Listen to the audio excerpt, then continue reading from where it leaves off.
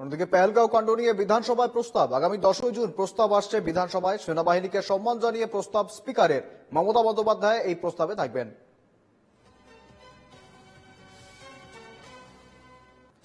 পেহেলগাঁও কাণ্ড নিয়ে বিধানসভায় প্রস্তাব। আগামী 10ই জুন প্রস্তাব আসছে বিধানসভায়। জানবো বিস্তারিত, সঙ্গে রয়েছেন প্রতিনিধি রণজয় মুখোপাধ্যায়। রণজয়,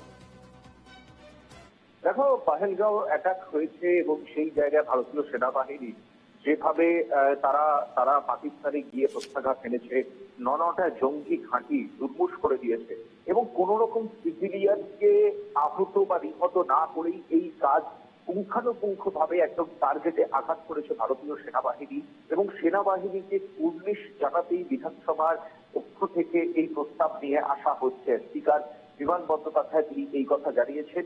2 ঘন্টার প্রস্তাব নিয়ে আসা হচ্ছে ভারতীয় সেনাবাহিনীকে স্যালুট কুর্নিশ জানানোর জন্য।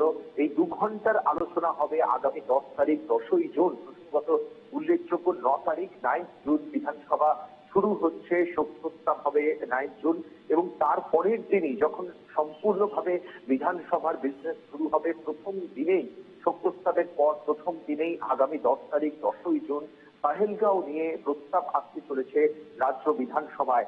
2 ঘন্টার জন্য আলোচনা থাকছে আগামী 10 তারিখ পাহেলগাঁও নিয়ে এই প্রস্তাবে এবং এই আলোচনা সভায় অংশ নেবেন স্বয়ং মুখ্যমন্ত্রী মমতা বন্দ্যোপাধ্যায়। সূত্রের খবর তেমনই, শাসক এবং বিরোধী উভয়ের জন্যই কিন্তু নির্দিষ্ট সময় বরাদ্দ থাকছে।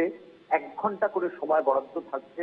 বিজেপি, বিরোধী, আইএসএফ এবং সেই সঙ্গে শাসক দল তৃণমূল কংগ্রেসের যারা বিধায়ক রয়েছেন তারা এই আলোচনায় অংশ নেবেন। আগামী 10 তারিখ পাহেলগাঁও ইস্যুতে প্রস্তাব আসতে চলেছে রাজ্য বিধানসভায়, জানিয়েছেন বিধানসভার অধ্যক্ষ বিমান বন্দ্যোপাধ্যায়। বেশ ধন্যবাদ রণজয়।